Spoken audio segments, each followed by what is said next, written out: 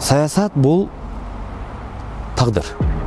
Парламентибиз чимкирик аталып, президенттерибиз биринин артынан бири куулуп, бардык нерсеге кол шилтеп басып кеткенди токтотушубуз керек. Эч кимге эч ким ишенбей, президентибиз Садыр Нуркожоевичти монтип эмес, муунайынан сайлап баратат деп айткансыз да? бийлик элдин колуна өттү. Ташбака басабы дегенде жок, баспайт деп эч ким талаша албайт. Эки башка планетада жашаганды токтотушубуз керек. Менимче азыр асманды кое туруп Баткендеги талкаланган үйдү куруш керек го, биринчи кыш келип калды. Азык түлүктөрдүн кымбатташы, бензин жакын арада дизель 10 сомго чейин кымбаттайт деп атат. Биз 400 миллиарддык чоң ишканаларды эмес, жөнөкөй эле экскаватор менен чукуп, КАМАЗга жүктөп, анан Бишкекке ташып келип кое турган кара кечен иштете албай атпайлыбы? Дагы кайсы алдыга жылуу жөнүндө сүйлөшөлү. Жок, ошол эми сиз айтып аткан менен бирок ал Атамбаевдин маалында да, Акаевдин маалында да, Бакиевдин маалында да, Жээнбековдун маалында дагы ушул ыргакта эле жүргөн, дүйнө кезип тентип жүргөн 1 миллиондон ашык мигрант кыргызстандыктар. Мындайча айтканда президент шайлоо таза өтөт деген өзүнүн сөзүн өзү ошол жерде төгүндөп койду. Эл арасында Мадумаров жер сатып берген экен, чыккынчы экен деген сөздөр кетип калды. Аны кайра мындай нөлдөн түзүп чыгыш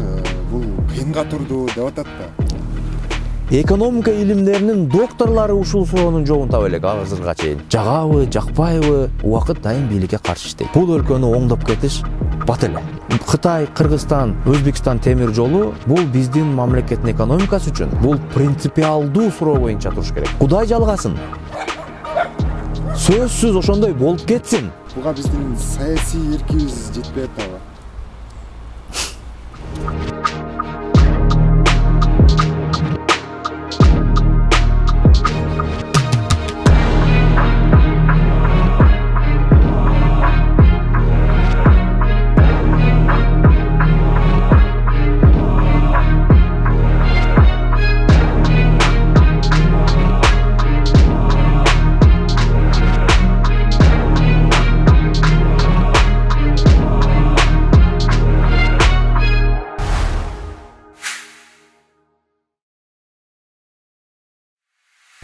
Саламатсыздар, урматтуу Автор ТВ каналынын көрүүчүлөрү. Биз политик берүүсүн баштайбыз. Бүгүнкү биздин коногубуз Кыргыз Республикасынын Жогорку Кеңешинин экс-депутаты, саясатчы, ошондой эле бир жаштардын алдында турган демилгечи десек жаңылышпайбыз. Бактыбек Калмаматов мырза. Саламатсызбы? Саламатчылык. Бактыбек мырза, биз сизди мындай өзүбүздүн куттуу студиябызга чакыралы деп пландаганбыз негизи. Анан кийин азыр биз турган жер мына ушул куту качып турган жер болуп турат. Чын-чынында келгенде биз эгемендиктин 30 жылдык тарыхында биздин баягы көзүбүздү боеп, Кыргызстан бир бийиктиктерди багындырып, бир өнүгүү жолунда жашап атат деген сөздөр байма-бай айтылганы менен реалдуу жашоо мына ушундай ушул картинадай болуп турат да. Эми сиз шайлоонун алдына дайыма бир көз ачыктык кылып, 1 жыл мурда айтып койчуңуз эле, быйылкы шайлоого бир Ванга сыяктуу бир айтыңыз кандай болот?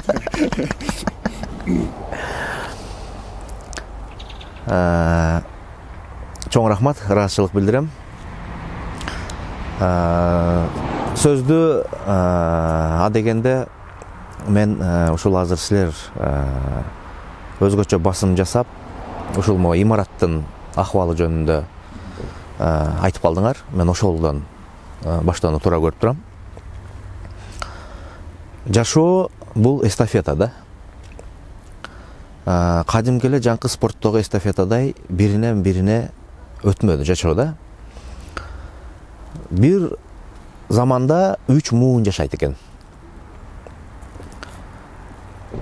Улуумун, ортомун, кичүүмүн.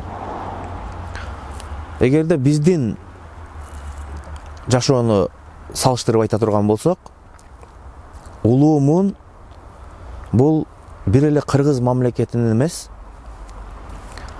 бүтүндөй дүйнөлүк экинчи дүйнөлүк согушту жеңген. Бир эле Кыргызстанды эмес, бүтүндөй Советтер Союзунун жеңишин камсыздаган. Аны менен эле тим болбостон кайра фронттон келип, ушул дүңгүрөгөн Советтер Союзун бутуна тургузган. Мындайча айтканда индустриализация жүргүзгөн, муун болгон да. Мына ошол союздун ичиндеги 15 мамлекеттин бири катары биздин чоң ата чоң энелерибиз ушул биздин мамлекетти дагы түптөгөнгө зор салым кошту да. Өз учурунда Кыргызстанда 500дөн ашык өндүрүштүн түрү болгон. Мындай жалпак тил менен айтканда завод, фабрика, ишканаларыбыз болгон да. Мына ошол чоң аталарыбыз улуумун түптөп кеткен Бардар жашоону орто муундун өкүлдөрү тыйпылын чыгарып, таш талканын чыгарып, талкалап салды да. Бул биздин ата-энелерибиз. Чоң ата, чоң энелерибиз куруп кеткен, бизге мурас кылган жакшылыктардын көбүн бизге эстафетадай кылып өткөрүп бере алган жок да. Мен биздин ата-энелерибиз түздөн-түз талкалоого катышкан деп күнөөлөй албайм. Бирок ошол учурдагы заман курулуп, ошол учурдагы талкалап жаткан адамдарга каршылык көрсөтпөй койгондугу үчүн алар кайсы бир деңгээлде жалпы жоопкерчилик тартат деп эсептейм. Мына ошентип чоң аталарыбыз куруп кеткен, улуумун куруп кеткен Бардар жашоону биздин ата-энелерибиз орто муун талкалап, мына акыркы муун деген бизге жаштарга, мына сиз айтып жаткандай ушундай талкаланган жыпчылаңач мамлекетти колубузга өткөрүп берди. Мына акыркы 30 жыл аралыгында биз буйдалактап, оордубуздан жыла албай, ишти кайсы башынан башташыбызга арсар болуп, бүгүн өнүгө албай турган себебибиз дагы ошондон. Мындайча айтканда, фундамент талкаланып калды. Ошондуктан бул жашоо токтобогондой эле эстафета дагы, жашоонун эстафетасы дагы токтобойт. Биз бүгүн кичүү муун болгонубуз менен жылдар өтүп орто муун болобуз. Дагы жылдар өтүп улуу муун болобуз. Ошондо бизден кийинки келген муундар бүгүнкү бизди, жаштарды, чоң аталарыбыз бизге мамлекет куруп берген деп сыймыктангандай даражага жетишибиз керек. Биз орто муундай болуп, бузуку талкалоочу муун болуп калбашыбыз керек. Ошондуктан ар бирибиздин тагдырыбыз ар башка болгону менен өлкөнүн тагдыры бир экенин унутпасак экен дейм. Чынында эле азыр мен айтып жаткан нерселер бул ушул саясат менен түздөн-түз тиешеси бар. Саясат бул эмне? Саясат бул эреже. Саясатчылар мамлекеттин саясатын туура аныкташ керек. Кайда барабыз, кайда барганын жатабыз, кантип барганын жатабыз деген туура суроолордун жоопторун табышыбыз керек. Тилекке каршы жылдан жылга кыргыз саясатынын, анын ичинде саясатчылардын деңгээли аябай түшүп баратат. Анткени көчө саясаты толук түрдө кыргыз элитасындагы, интеллигенциясындагы толук түрдө сүрүп чыкты. Ошондуктан парламентибиз чимкилик аталып, президенттерибиз биринин артынан бири куулуп, туруктуу, конкреттүү бир өнүгүү планынын аркасынан түшө албай атабыз. Бирок бул күндөр дагы токтош керек. Антпесек, өлкөнүн тагдыры мындан дагы бүдөмүк жерге бара берет. Анын токтотуунун эң жөнөкөй, жеңил бир гана жолу бар. Адамдар өзүн эмес өлкөнү, өзүнө караганда өлкөнү көбүрөөк ойлонуш керек.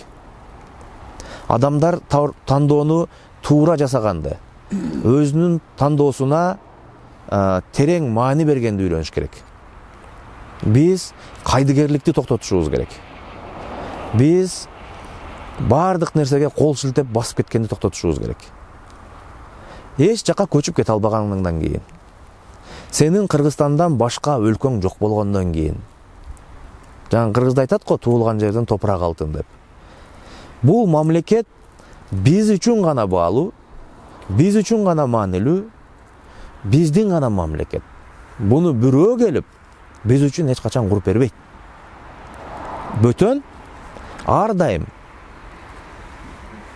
сенден бул өлкөнү кантип тартып алууну, бул өлкөгө болгон өзүнүн таасирин кантип чоңойтууну жана сени сырттан туруп башкарып алууну гана көздөйт. Ошондуктан шайлоолор менен биздин мамлекеттин кечирип жаткан турмушу түздөн түз байланыштуу. Биз өзүбүз кантип жашаш керек экенибизди жан дүйнөбүздө аныктамайынча, биз ошол жашоону куруп бере турган саясатчыларды тандай албайбыз. Бүгүн үмүттөр үзүлүп, эч кимге эч ким ишенбей, бир баш аламан жашоону жашап жаткан учурубуз. Бактыбек мырза, эми мындай нерсе бар да, былтыр мына ушул коголаң дейбизби же төңкөрүш дейбизби, жөн эле бир инкылап дейбизби, ушул баш аламандыктан кийин бийлик алмашып, баш мыйзам да өзгөрдү, шайлоо процедуралары да өзгөрдү, депутаттардын да саны кыскарды. Сиз айткансыз буга чейин 6-чакырылыштын депутаттарынан дагы мындай орусча айтканда слабый болот бул 7-чакырылыштын депутаттары деп. Бирок баягы процедуралар өзгөрдү. Эми кандай болушу мүмкүн? Бүгүн саясатчылардын колунан бир биздин учурубузда жашап жаткан жакшы кырдаалга токтолоюн. Бүгүн биздин оюбуз менен эсептешпей, элдин каалоо тилектери менен эсептешпей, чечим кабыл алган саясат токтоду. Мен буну шайлоого байланыштуу айтып жатам. Буга чейин партиялар орундарын каалагандай акчага сатып, кимди кааласа ошону тизмеге алып, ууру кескинин баарын топтоп шайлоого барчу.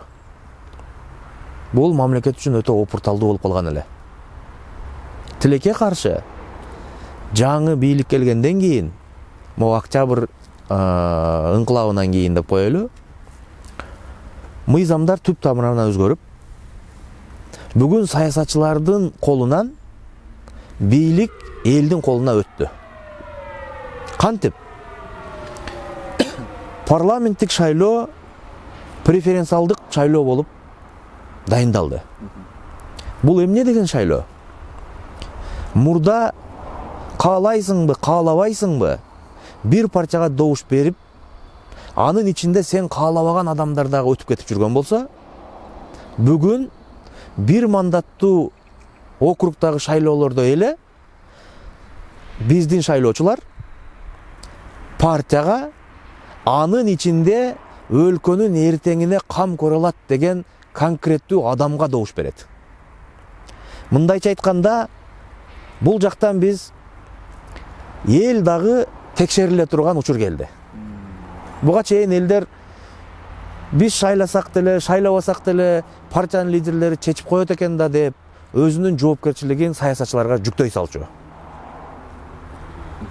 Анан ошол саясатчылардын кыймыл аракеттеринен иренжип, парламентибизди чимкирик аташып, депутаттарды башынан ылдый жугунду коюп, эл менен бийликтин ортосундагы ажырым чоңоюп кеткен эле.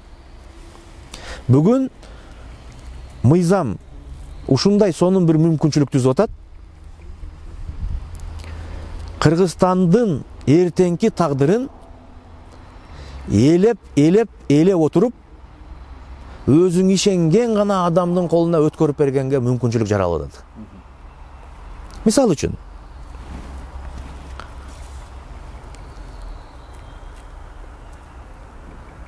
Азаттык партиясын тандагысы келип атат. Бирок ошол Азаттыктын ичинде кимдир бирөө жакпайт дейли. А мурда каалайсыңбы, каалабайсыңбы партияга эле добуш берчүсүң да. Ал эми азыр болсо, сен өзүңдүн тагдырыңды ишене алган адамга гана добуш бересиң. Шайлоо бюллетенинде партиялардын тизмелери турат. Өзүң жаккан, мисалы үчүн Азаттыкты тандадың. Анын ичинде, анын астында 54 талапкердин саны турат. 1ден 54-кө чейинки сан турат.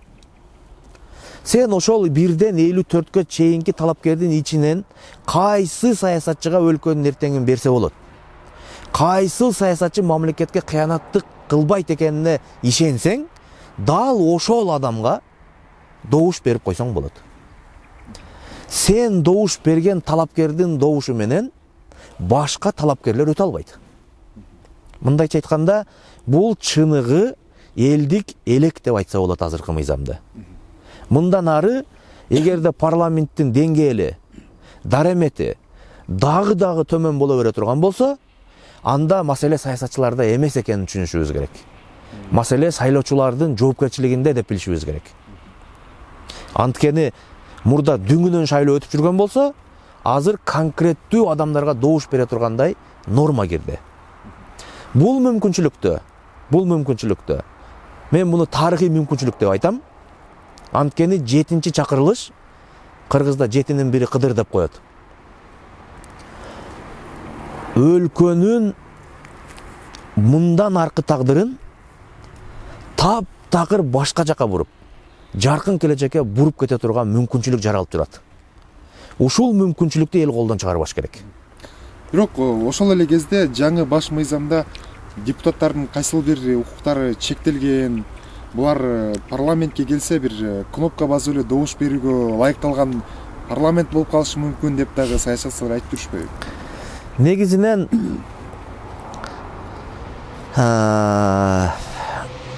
калпыз түшүнүктөр болот.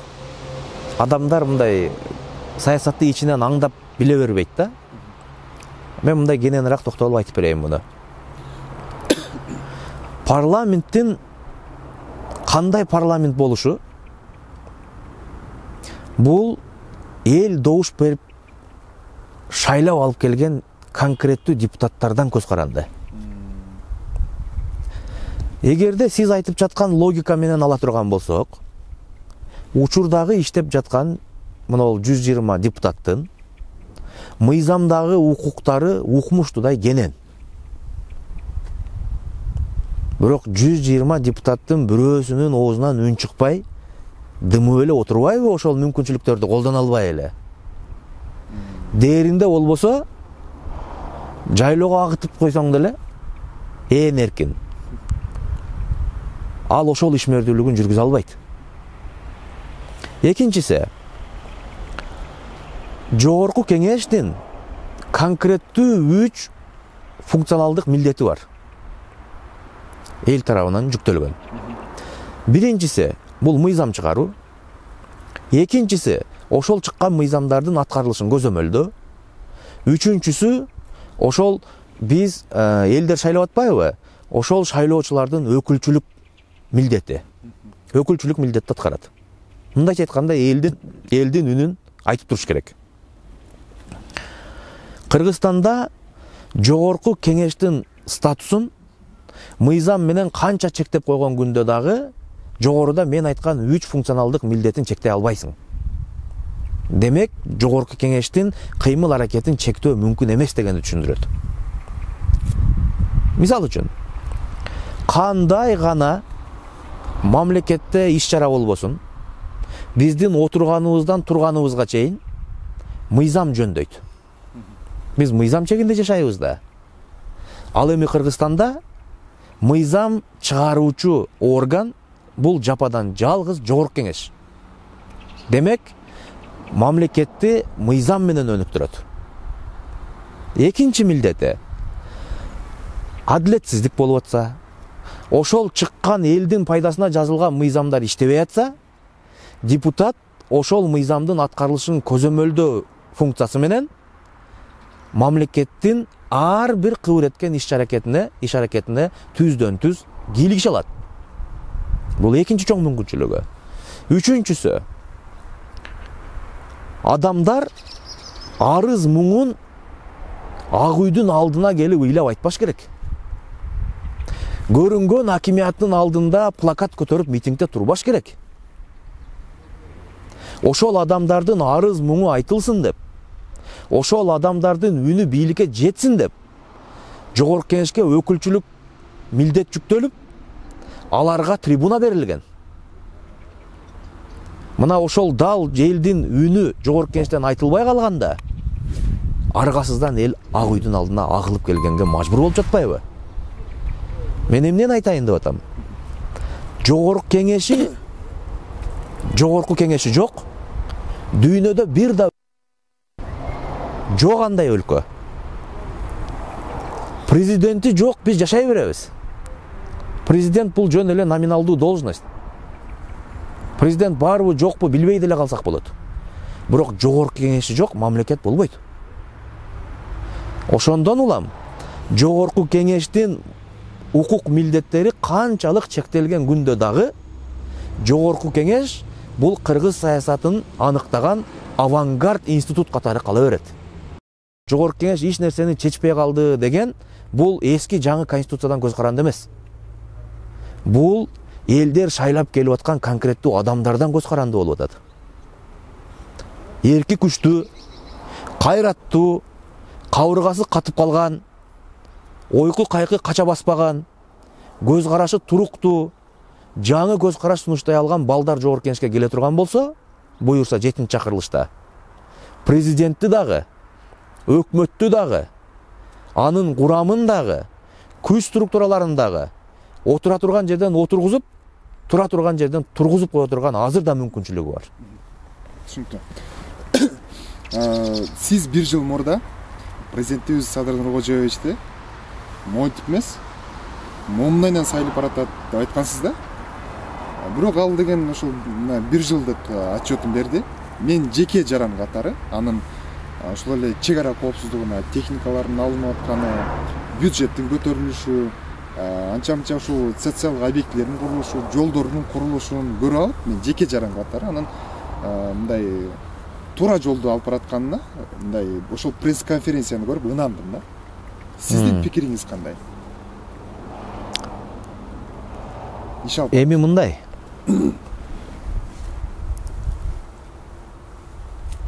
Ташбака басабы дегенде жок, баспайт деп эч ким талаша албайт. Ташбака да басат. Бирок ташбака кантип басат экенин баарыңар эле билесиңер да. Иш ылдамдык менен жылыш керек. Биз туш тараптан кошуналар кысып, тышкы саясатыбыз күндөн күнгө оорлоп, ааламдашуу процессинде артта калып бараткан мамлекеттердин катарына киребиз. Бүгүн өлкөдө ички саясаттан дагы тышкы саясат күндөн күнгө курчуп бараткан кырдаал. Биз бүгүн дүйнөлүк саясатка эмес, үйдөгү саясатка акыбалыбыз келбей турган учур. Ооба, сиз айтып аткандай эле бюджетте кайсы бир деңгээлде акчалар кошулуп, кайсы бир деңгээлде мамлекетте иштер жүрбөй калган жок, жүрүп атат. Бирок ал Атамбаевдин маалында да, Акаевдин маалында да, Бакиевдин маалында да, Жээнбековдун маалында дагы ушул ыргакта эле жүргөн. Анда алар эмне кууп жиберди эл? Анда ошолор эле иштей бербейби эле анда? Биз ушундай ташбакадай жайбаракат жылганды кааласак. Бүгүн дүйнөлүк чакырыктар таптакыр өзгөрүлгөн. Бүгүн бизден тездикти, ыкчамдыкты, акылдуулукту, амал-көйлүктү талап кылып турат дүйнө. Анан ага болбой эле биз өз алдыбызча акырын басып кете беребиз деген менимче бул туура эмес. Айтайын деп атканым. Биз мамлекет менен элдин ортосундагы мамилени жакындаштырышыбыз керек. Эки башка планетада жашаганды токтотушубуз керек. Мен өкмөттүн айтып отурган отчетторун угуп отуруп Марста жашайбы деп кээде ойлоном да. Кагаздын бетинде Акаевдин заманында жакшы болгон. Кагаздын бетинде Жээнбековдун заманында жакшы болгон. Кагаздын бетинде бүгүн Жапаровдун дагы заманы жакшы. Алыс барбайлы. Региондорго деле чыкпай эле коелу. Мына ушул Кыргызстандын борбору деген, жүрөгү деген, визиткасы деген Бишкек шаарынын эле жан жака белен карап көрбөйлүбү? Бишкекте 44 жыл массив бар. Конуш бар. Алайдагы айылдан акыбалы начар. Ат башыдагы көчөлөрдөн кээ бир жылмаевдердин көчөлөрү начар. Анан дагы кайсы өнүгүү жөнүндө, дагы кайсы алдыга жылуу жөнүндө сүйлөшөлү. Жок, ошол эми сиз айтып атканы менен мисалы мындай деле аргумент келтирсе болот да. Садыр Жапаров бийликке келгенде бюджет минуста болчу, бардык нерсе эч нерсе жок болчу. Аны кайра мындай нөлдөн түзүп чыгыш бул кыйынга турду деп атат да. Эми мындай да. Пандемиянын кесепети бар эле. Пандемиянын кесепети бүгүн дагы бар. Мен жок иштебей койду дегенден алысмын. Да. Бийлик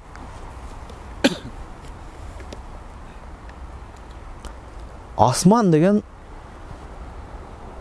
шаар курабыз деп атат. Ага. Менимче азыр асманды кое туруп Баткендеги талкаланган үйдү куруш керек го, биринчи кыш келип калды. Баягы 60 үйдү. Жаңы келген кабинеттер, министрлер кабинетинин башчысы Акылбек Жапаров биз мына бюджетти 400 миллиард сомго көтөрүп беребиз деп атат. Эмнен несенен көтөрүш мүмкүн? Азыр сиз экөөбүз эле эмес.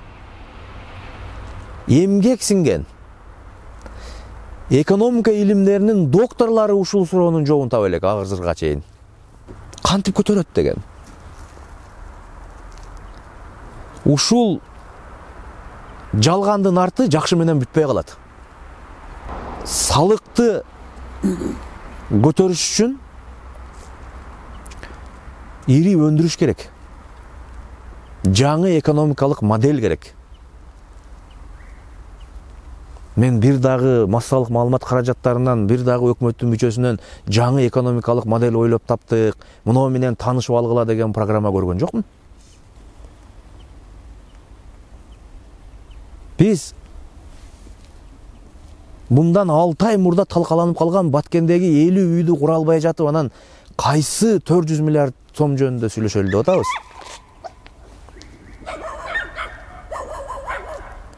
Мындай бардык нерселер акыл ченемдүү болуш керек да. Кудай жалгасын. Сөзсүз ошондой болуп кетсин. Бирок эртең бунун акыры үчүн бирөө жооп берип калат да. Мен азыр бир гана жолун көрүп турам. Биз мамлекеттердин мүлктөрүн сатышыбыз мүмкүн. Мегакомго окшогон чоң ишканаларды сатышыбыз мүмкүн. Же болбосо салык кодексин өзгөртүп, салыктын түрлөрүн өзгөртүшүбүз мүмкүн да. Биз элди тоногон токтотушубуз керек. Биз бул элдин жашоосуна жыргалчылык алып келебиз деп келгенбиз да. Тоноюбуз деп келген эмеспиз да. Анан жеке ишкерлер менен элдин ортосуна ажырым киргизип, байларга башка салык, кедейлерге башка салык деп, элди бай кедейге бөлүп, бирине бирин тукурган бул жакшы саясат эмес. Өнүгүүнүн толгон токой түркүн жолдору бар. Бирок элге кайсыл жагынан баштайт экенибизди ачык айтып коюшубуз керек да. Туугандар, 400 миллиард бюджетти коюп, 400 миллиард бюджетти коюп, муну 300-400 километр аралыкта турган Кара Кечедеги көмүрдү Бишкекке ташып келип берип койгулачы биринчи. Элди шорлотпой.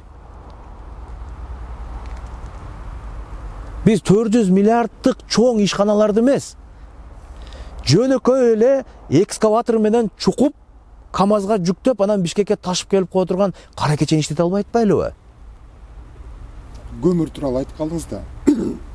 Бүгүнкү күндөгү баа саясаты, ошол эле азык түлүктөрдүн кымбатташы, бензин жакын арада дизель 10 сомго чейин кымбаттайт деп атат, бензин кымбаттайт деп атат. Бул баягы биз импорт кылчу өлкөлөрдүн бизге мындай кысым көргөзүп аткандыгы эмеспи, же биздин өкмөт министрлер кабинети ушул баа саясатын жөндөй албай атабы?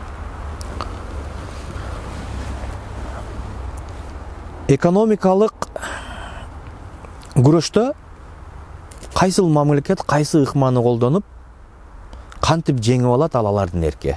Ага биз кирише албайбыз. Мамлекеттин эгемендүүлүгүнүн 3 негизги көрсөткүчү болот. Ошолордун эң негизги көрсөткүчүнүн бири бул экономикага болгон көз карандысыздык. Экинчиси отун энергетикага болгон көз карандысыздык. Үчүнчүсү саясий көз карандысыздык. Өкүнүчтүүсү бүгүн биздин мамлекетте эгемендүүлүктүн жогоруда мен айткан 3 көрсөткүчү тең жок. Мындайча айтканда биздин мамлекет кагаздын бетинде гана эгемендүү мамлекет деп жашап жатат. Мен эмнеге буга токтолуп калдым да? Мамлекет 95%дан ашык импорт менен жашайт. Ички өндүрүш, ата мекендик өндүрүш толук талкаланып бүткөн. Улуттук идеологиянын жоктугу, конкреттүү экономикалык улуттук моделдин жоктугу бизди ушул туңгуюкка алып келип кептеди. Эгерде өзүңдүн мамлекетиңден эч нерсе өнбөгөн болсо, сен бирөөнүн каалаган койгон баасында алып жегенге мажбурсуң. Бирок ошол биз ташып келип жеп аткан тамак аштарды Кыргызстанда өндүрсө толук мүмкүнчүлүк бар да. Тилекке каршы мамлекет, анын ичинде өкмөт ата мекендик өндүрүштү таптакыр колдоого албай келе жатат. Мына ошондон улам биз импортко болгон көз карандылыкка барып, чет мамлекеттеги баа саясатынын курмандыгы болуп атабыз. Биз ата мекендик өндүрүштү кубаттап, экспорт менен импорттун айырмачылыгын азайтпасак, бул экономика жакын арада жок болот. Негизи импорт менен экспорттун айырмасы аябай ажырым чоңоюп кеткенде, импорт көбөйүп кетип, экспорт азайып кеткенде, бардык эле мамлекеттин экономикасы талкаланат. Эми бизде элдерде суроо пайда болушу мүмкүн да. Эмнеге анда биздики талкаланбайт? Биз 90-95% сырттан тамакты ташып келип жесек бар жокту. Биз өзүбүздөн эч нерсе өндүрбөсөк, эмнеге биздин экономика талкаланбай атат деп адамдарда суроо пайда болушу мүмкүн да. Биздин экономиканы кармап турган жападан жалгыз бир инвестор бар. Бул кара жанын карчуруп, жанын тишине тиштеп алып, дүйнө кезип тентип жүргөн 1 миллиондон ашык мигрант кыргызстандыктар. Алар бизге жылына 2 миллиардтан ашык доллар жиберип, түз мааниде айтканда бизди багып атат. Мамлекет менен элдин ортосундагы мамиле аласа бересе, справка алганда эле болбосо, же шайлоодо эле болбосо, башка жерде таптакыр үзүлүп калган. Бүгүн региондорду, мамлекетти, анын экономикасын толук түрдө мигранттар кармап турат. Толук түрдө. Эгерде мигранттар бир эле учурда бардыгы мамлекетке акча которуудан баш тартса, бул мамлекет, анын ичинде экономикасы тыптыйпылы чыгып жатып калат. Түшүнүктүү. Эми ушул биздин коопсуздук боюнча президентибиз айтты да, ушул Баткендеги чек ара боюнча 2009-жылдагы кол коюлган протоколдун негизинен ушул Адахан Мадумаров кол койгон экен. Ошондон бери ызы чуу болот, чече албай атабыз депчи. Чынында эле ошону аргумент катары келтирсек болобу же буга биздин саясий эркибиз жетпей атабы?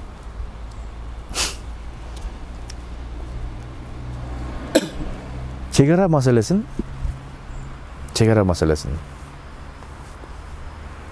зым менен же болбосо дуал менен чечкенден дагы оңой жолу бар. Башка толгондокой жолу бар да. Мамлекеттин ички тышкы мүмкүнчүлүктөрү бар дегендей. Эгерде мамлекеттин экономикасы бакубат болсо, мамлекет дүңгүрөп, гүлдөп, өнүгүп турган болсо, 4 эшигиңди тең ачып кой. Саңа эч ким кол сала албайт. Сен менен эч ким тиреше албайт.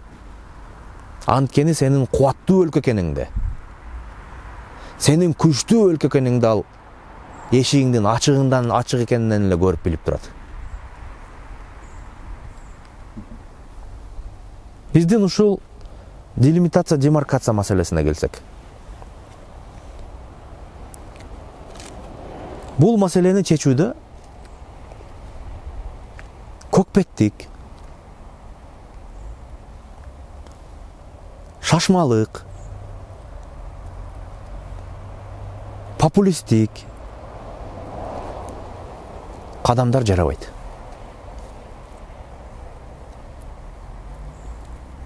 Бул эки мамлекеттин ортосундагы чек ара, бул бир нече улуттар жөнүндөгү маселе.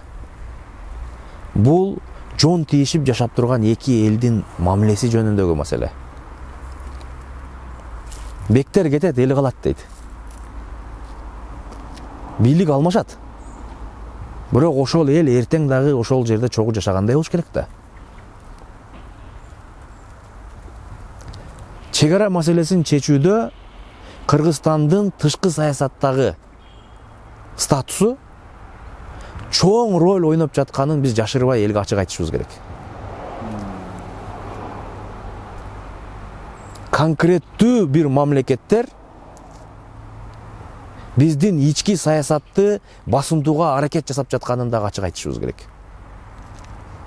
Ошондон улам чек арада чыр чыгарылып, жасалма жолдор менен бүгүнкү күнгө чейин аягы жабылбай отурат.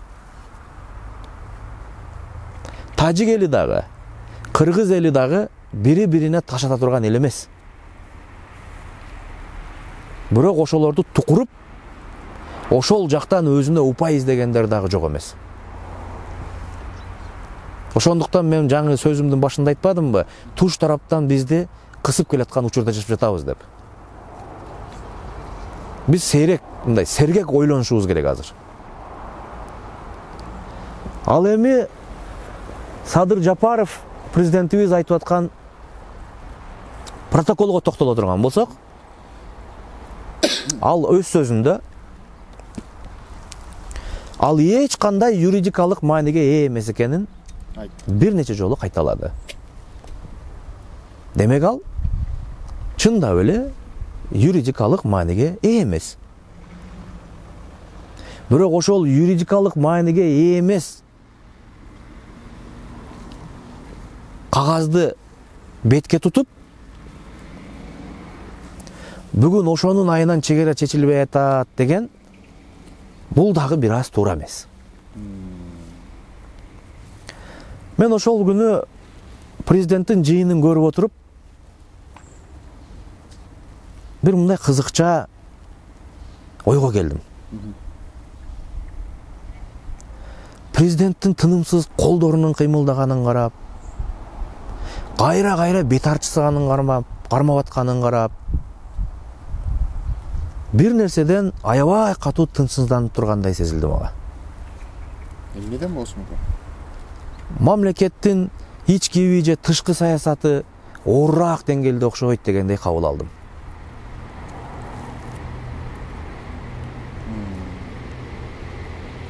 Бул мен бир байкаганым.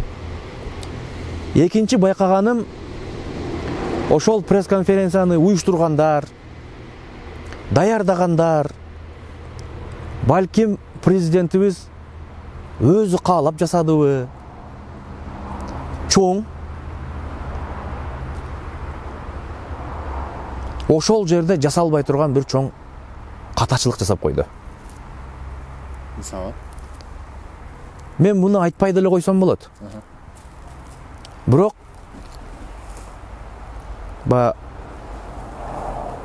өз учурунда бардык нерсе айтылганы дурус да.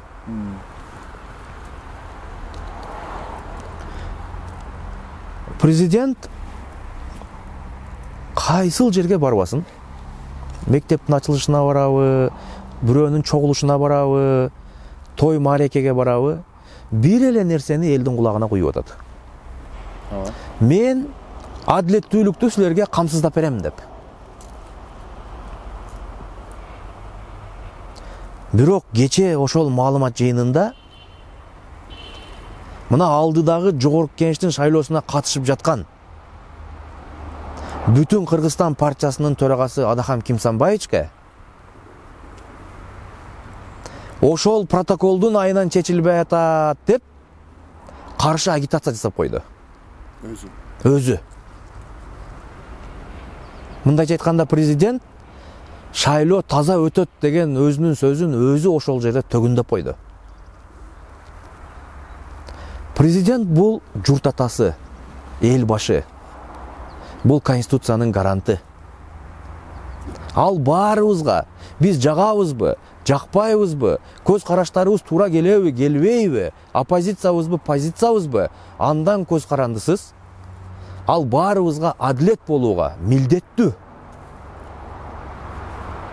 Бирок ошол адилеттүүлүктү камсыздай турган президент өзү конкреттүү бир саясатчынын беделине сокку уруп турганы бул эмнеден кабар берет? Буну президенттин кол астындагылар Мадымаровго каршы иштешибиз керек экен деп түшүнүп калды кээ бирлери. Эл арасында Мадымаров жер сатып берген экен, чыккынчы экен деген сөздөр кетип калды. Мен Мадымаровдун партиясын жогорку кеңештен көргүм келбейт, оң кулак сол кулагыңар менен угуп алгыла дегендей намек болуп калды. Мен ал протокол туурабы, туура эмеспи?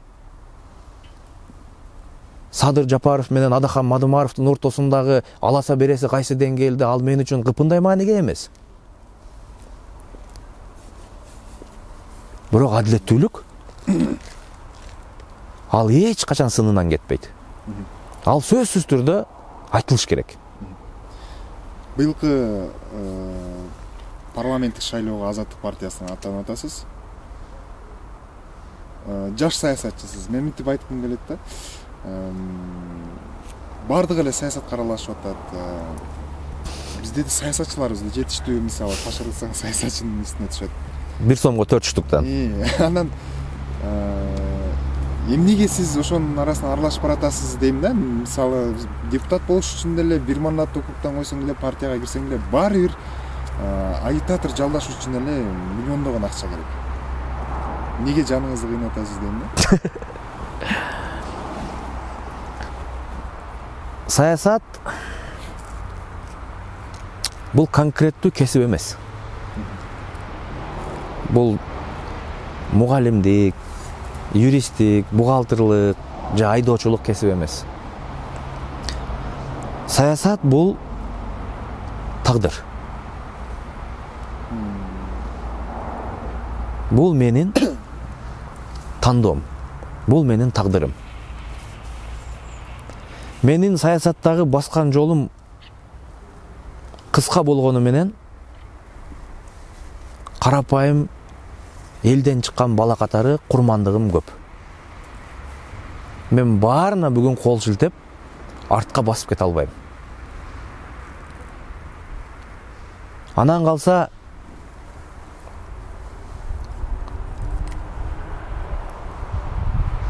ооба саясатчы болуш үчүн депутат болуу же болбосо тигил же бул чоң кызматтуу аркалоо бул маанилүү эмес.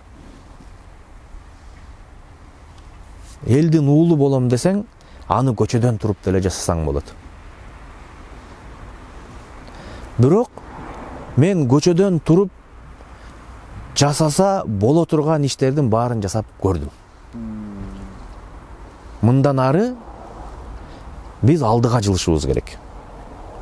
Мисал үчүн, мен өзүмдүн көз карашымды, өзүмдүн көргөн билгенимди ошол эле YouTube'дан, ошол эле интернет желелеринен, социалдык тармактардан деле айтып элге жеткизе алам.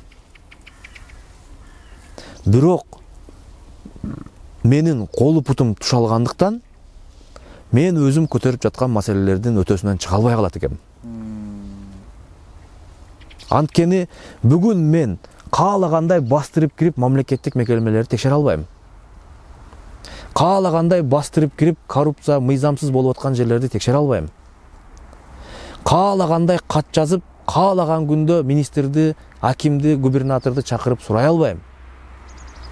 Анткени мен катардагы карапайым адаммын.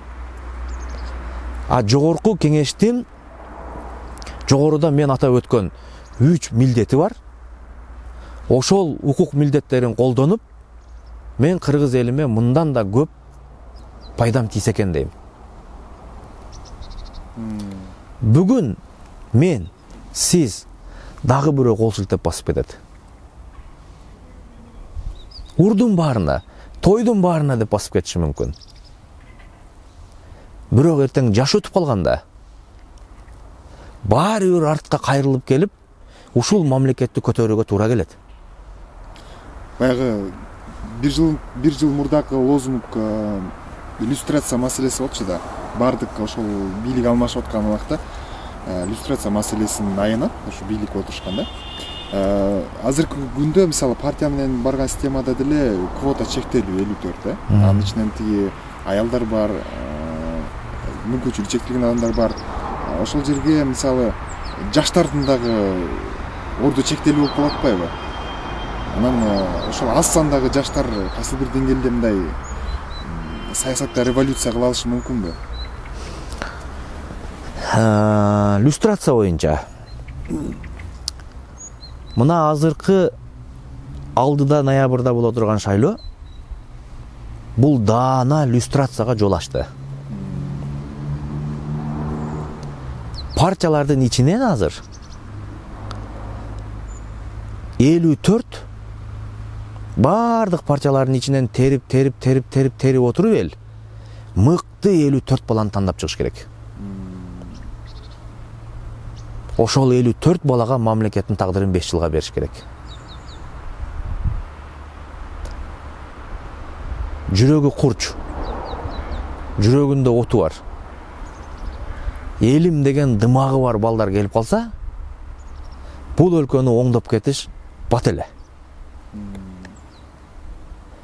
Бирок аз болуп калсаң, коррупционерлердин жеми болуп калышың мүмкүн.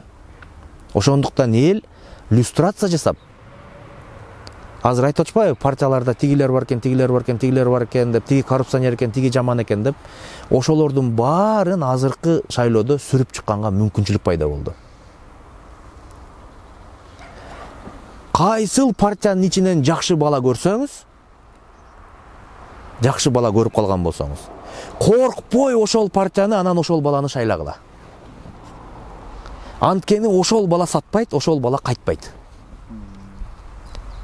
Ошол бала айтканын өтөсүнөн чыгат. Ал баланын партиясынын тизмесинде ал бар экен, бул бар экен деп дейди сөздөрдү ээрчибегиле. Мисалы үчүн мен өзүм жөнүндө айтайын. Азаттыкты шайлагыла. Анын ичинен мени тандагыла. Мен басып өткөн жолумда колумдан эмне келет экенин, кандай мүмкүнчүлүктөрүм бар экенин, элге болгон сүйүүм, элге болгон кызматым канчалык экенин көрсөтүп келатам. И мындан ары дагы ушу элимдин ак кызматында болсом деп дагы шайлоого баратам. Түшүнүктүү. Эми саясат тууралуу ушул биздин эми азыркы кырдаал тууралуу соңку суроолордун бири болсун. Кумтөр маселеси азыр эми мамлекеттин карамагында иштеп атат деген менен мындай сырткы башкарууда турат деп атпайбызбы? Дагы эле соттошуу жолундабыз. Мунун келечеги кандай болушу мүмкүн? Экинчи маселе, сиз былтыр айткансыз, эми биз кайсы бир державаларга темир жолубузду дагы берген атабыз деп. Бирок эми бийлик алмашты, бул да өзгөрүп атат. Кытай, Кыргыз ошол темир жолу мындай алдыда курулат десек болобу? Себеп дегенде бул көп темир айтылып кетет. Анан ошол кумтөр маселеси боюнча оюңуз кандай? Кумтөрдөн баштайлы. Айдактаган саясат адаштырат. Кээде эл да түшүнүп түшүнбөй, түпкүлүгүнө маани бербей, ура менен эле көп нерселерди айтып, бийлик эл айтып аткан нерсе түпкүрүнөн туура эмес болсо дагы кээде ошол чечимдерди кабыл алып коюп атат. Бунун эртеңкилиги оор болуп калат. Мен эмнени айтайын деп атам?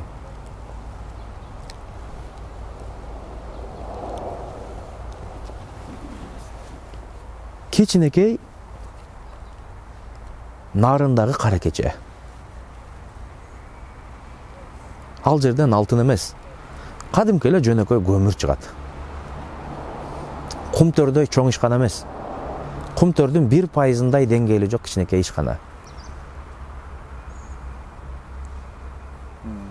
Ошол ишкананы бүгүнкү өкмөт эптей албай, улуттук коопсуздук кызматынын аскерлерин алып барып кайтарып, бүгүн күнгө чейин Кыргызстан боюнча көмүр тарката албай отурабыз. Кичинекей эле кара кечени эптей албай атат өкмөт. Мен ушул кара кечедеги түзүлгөн башаламандыкты карап отуруп, килтеген кумтөрдүн тагдыры эмне болду экен деп сарсанамын.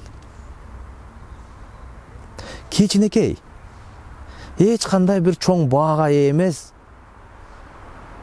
кара кечени эптей албай аткан өкмөт кумтөрдү кантип атты экен деп бүгүн ойго батып отурам. Кумтөр бул Кыргызстандын экономикалык мындай тренчи да. Эң ири ишкана. Бүгүнкү күнгө чейин кумтөрдө эмне болуп атканын эч ким билбейт. Эл эмес, элдин атынан шайланып келдик деген 120 депутат кумтөр боюнча жогорку кеңештен маселе көтөрүп, алгылыкты жооп ала албай койду. Күн тартибине киргизип, кумтөрдүн тегерегиндеги маселелерди карайлы деп карай албай койду. Жаап жашыруу, маалыматты бекитүү мени андан бетер ойго салып атат азыр. Канча алтын казылды, каякка сатылып атат, кантип саталы деп атат, эртеңки тагдыр эмне болот? Бул кумтөр бир эле биз менен байланыштуу ишкана эмес да. Ал жакта деген акционерлер бар. Ал жакта деген бир нече ишкана менен байланыш бар. Ооба, бүгүн көктүккө салып бул биздики бербейбиз деп каза беребиз. Чукуй беребиз. Бирок таламайда калып калбасын. Түшүнүп атасызбы? Эч ким бүгүн кумтөрдө эмне болуп атканын билбейт. Мына жакында эле биздин алтындын сертификатын алып койду. Бул деген сөз дүйнөлүк баа менен биржада биздин алтын сатылбайт.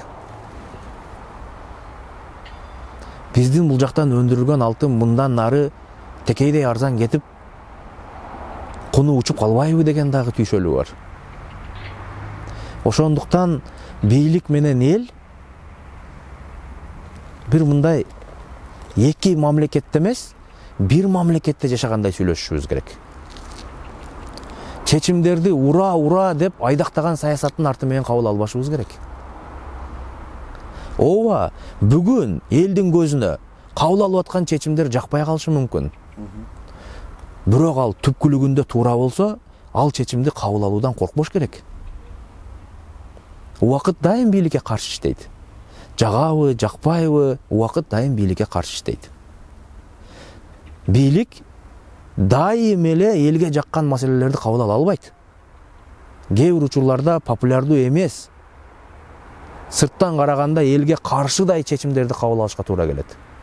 Бирок түпкүлүгүндө ал келечектүү маселе болуп калышы мүмкүн. Ошондуктан кара кечени иштете албай аткан өкмөт кил тейген кумтөрдү кантты экен деп мен деле эмес баардык эле элде түйшөлүү болсо керек деп ойлойм. Эми темир жол маселеси. Темир жол маселеси бул биздин эгемендүүлүгүбүздү жана экономикабызды алда канча бекемдеп, алда канча кубаттай турган негизги суроолордун бири. Биз дүйнөгө чыккан альтернативалык жол табышыбыз керек. Бул Кытай, Кыргызстан, Өзбекстан темир жолу. Биз кол кушуруп, казак кошуналар эшигин жаап койсо, ыйлам сурап отура бергенден кетишибиз керек. Бажы биримдиги биз ойлогондой болгон жок. Экономикалык ар түрдүү блокадаларды мамлекеттер бири-бирине коюп, экономикалык күрөштө. Бул бажы биримдигинин дагы тамдыгы чыгып бүттү. Эркин атаандаштык жөнүндө сөз болбой калды. Бирок дүйнөгө чыккан жалгыз жолубуз ушул Казакстан аркылуу экен. Бүгүн мындай бир оор акыбалда турат. Ооба, мамилебиз жакшы. Кирип чыга беребиз. Бирок экономикага келгенде ар ким өзүнүн экономикасына, ар ким өзүнүн көмөчүнө гүл тартат экен. Ошондуктан токтоосуз дүйнөгө чыга тургандай, чоң объемдо чыга тургандай жол бул темир жол. Бул темир жолу тез аранын ичинде ылдамдык менен курулуш керек. Буга бир топ мамлекеттер бул темир жолдун курулушуна саясий жактан дагы, социалдык экономикалык жактан дагы, коомдук жактан дагы буттосот.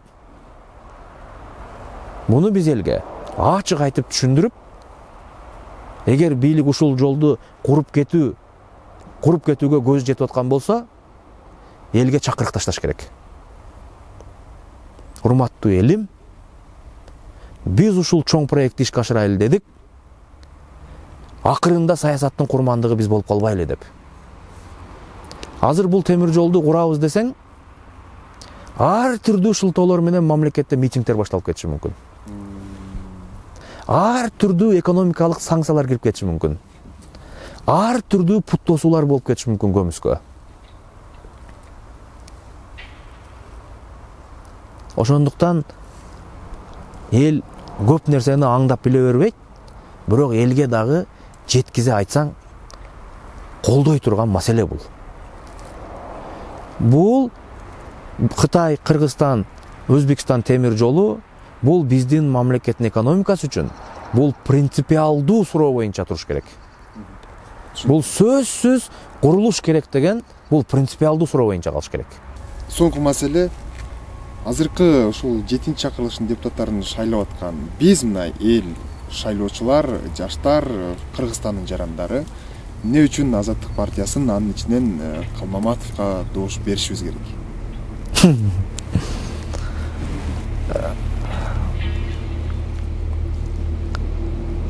Мен карапайым катардагы үй бүлөдөн чыккан баламын.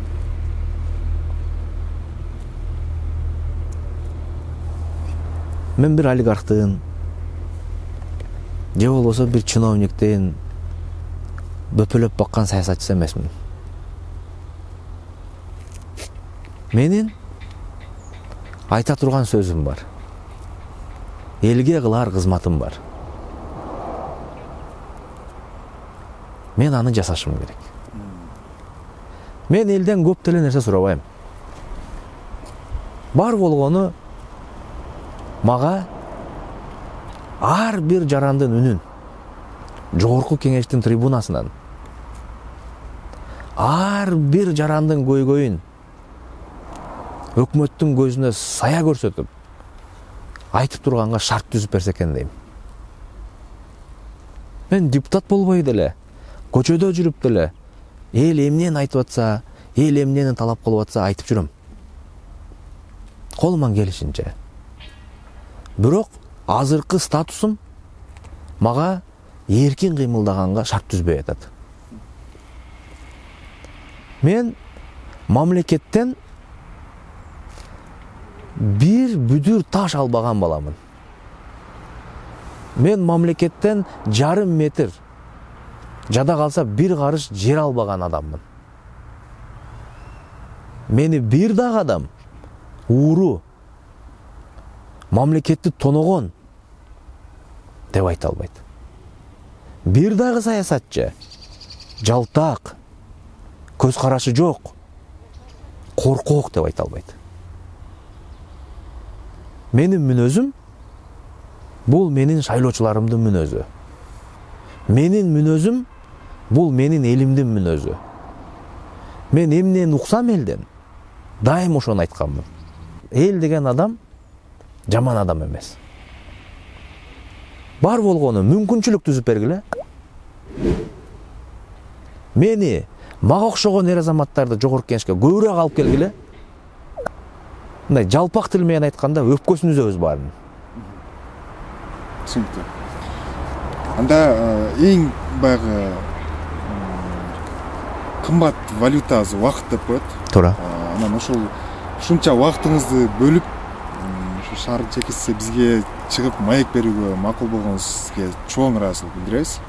Анан ар дайым ошол өзүңүз ойлогондой деңгээлге жетип, элдин кызматында боло бериңиз. Сизге терең ыраазычылык. Силерге чоң рахмат.